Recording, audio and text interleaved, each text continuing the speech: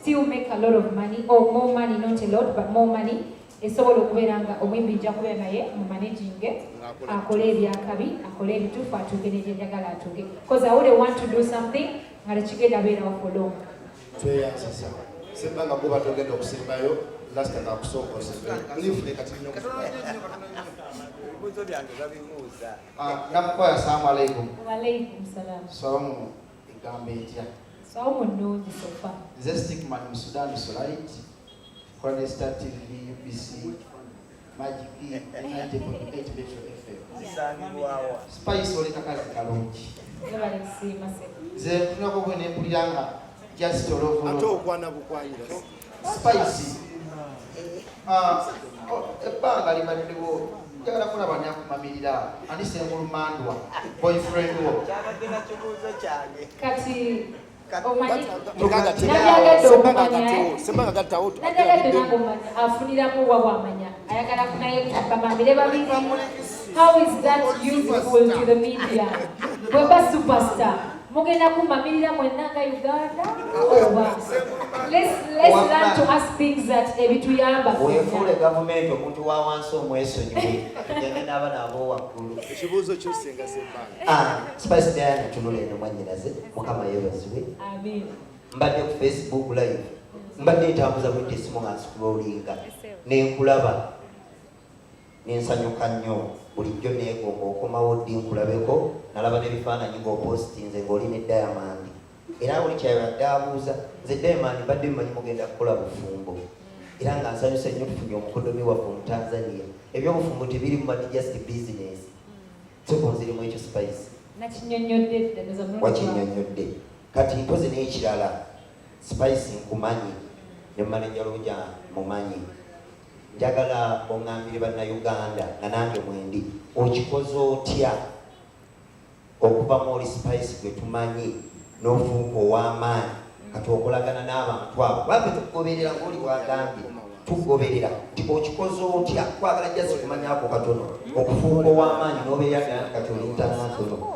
Ekirala tusinkana nnyo wansuubiza obubaka bwange era bwe nkulabe ku Facebook neŋŋamba nti ebyange biwedde maama kanfukamire nofukamira Gomesi eri abantu bagikyawa buli wempiraba nga naye gwe tukutunyiiza akagomesi ako akamyufu akamu kyokka ng'olumu twali mukyetu kyali kigulu kyabukedde twali Namboole eky'abaana. Spice nandaba mu Gomesi ye kennyini n'akomplaininga n'ambuuza tulinaayo ndala ne mugamba nti ye naŋŋamba sebbanga nkugulidde Gomesi naye sigifunanga naye wenakulabye ng'oli mutuwe ey'amaanyi n'abasajja ab'amaanyi nyamanya kati Spice atuusiza okugulira Gomesi ate nga yakabi kubanga Mukama akoze eki akusitudde. Nze sikubanja jasi nkusabira maintenance yokka nze we nali nkusabira watuukawo jasi nkolera maintenance Gomesi yokka bw'ogyeyanziza Gomesi yo batange bani Gomesi kubakinga Gomesi bambadde nkimanyi ogenda kunnumba naye simanyi ekikizamwe ekikizamwe genda gikuweeyo Gomesi yo. Then obuuzizza kukya Hawaii buli muntu yenna atandika teri ayagala kukola nga dda wansi. Sisuubira nti nawe kennyini oyagala okukola nga odda wansi, oyagala kubeera w'amaanyi, oyagala kuva w'oli oyongereko eddaala okitegeera. Gomesi eri obunno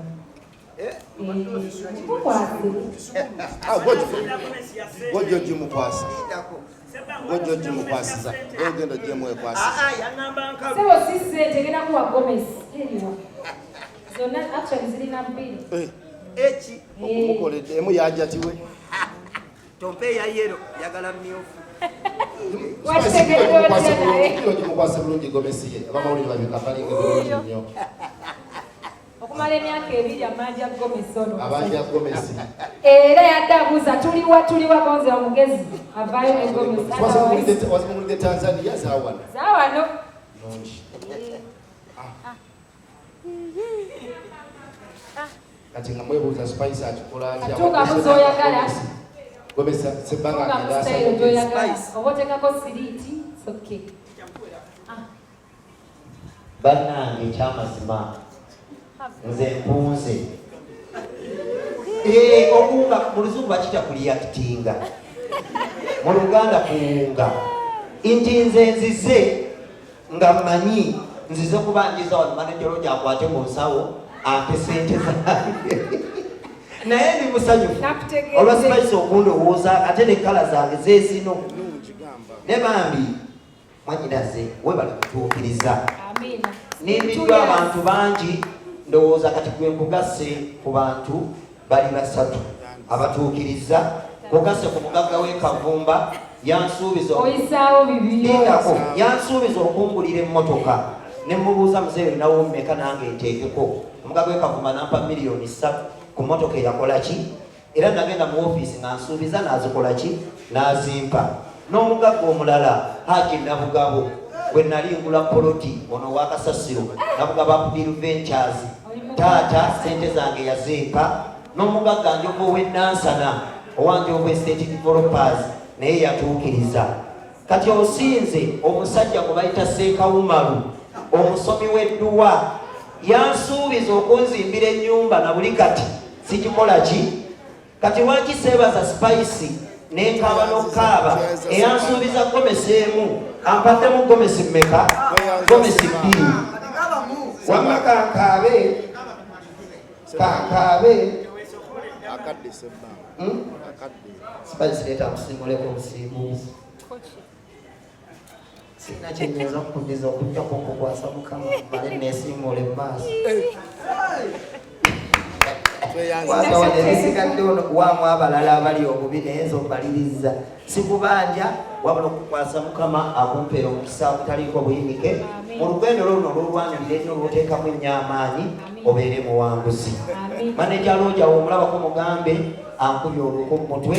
Ngenda sigala nga buli wembeera nnyimba Spice Diana nga wembeera ku bivulu. Kwanza tizo nambadde nziranga nga kino kyenduubirira. Tulanze ebivulu nalanga etafidde omusite nanzeewa. Kati kankube ennyimba yonna ku metro gyenkola, buli platform gyenfuna, buli stage gyenyimirirako agenda kubeera Spice Diana kubanga nsasudde. Omukama akumpeera omukisa. Tweyanziza nnyo sebbanga Write your name here. Sign on your musician.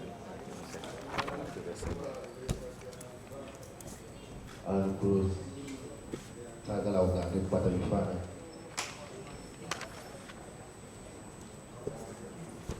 Spice Diana afunye deal empya ne Club B. Agenda kubanga following bulungi nnyo, agenda gabanga ebirabo ku social media bya Club B. Agenda gabanga data, agenda kukolanga campaigns ez'enjawulo ku social media ku lwa Club B. Ate nga deal endala zikyajja nnyo nyingi nnyo ku Spice Diana. Wetulaba wano ali mu kusayininga n'abagulu b'omu Club B. Tutegedde ebbanga naye nga tumanye ebbanga ddene nnyo ebasayiriza. Ndowooza y'emu ku deal ennene nnyo twakafuna omwaka guno nga Source Management ne Spice Diana Music oba brand eya Starguy.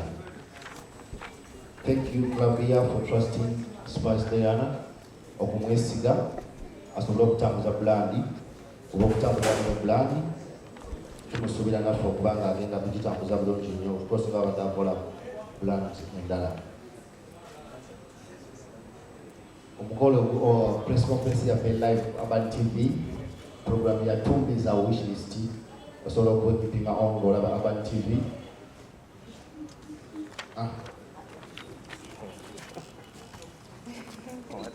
Ebifaananyi ebikubibwa n'amaloboozi n'essanyu eryo. Spice Diana amaze okubanga sayininga endorsement deal endala mu 2021 ne bannaffe aba Club B osobola okukikwata ku Kibaye Club.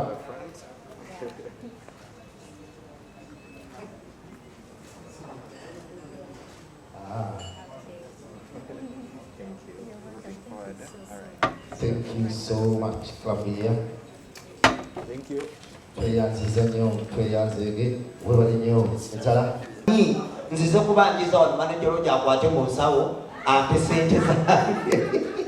Naye ndi musanyufu olwa Spice okundowooza ate ne kala zange zeezino. Ne bambi mwanyinaze webali kutuukiriza. nimbiddwa abantu bangi ndowooza kati gwe nkugase ku bantu bali basatu abatuukiriza kugase ku mugagga w'e Kavumba yansuubiza oyisaawo bibiri yansuubiza okungulira emmotoka ne mubuuza muzeeyo olinawo mmeka nange nteekeko omugagga w'e Kavumba nampa $3 million ku mmotoka eyakola ki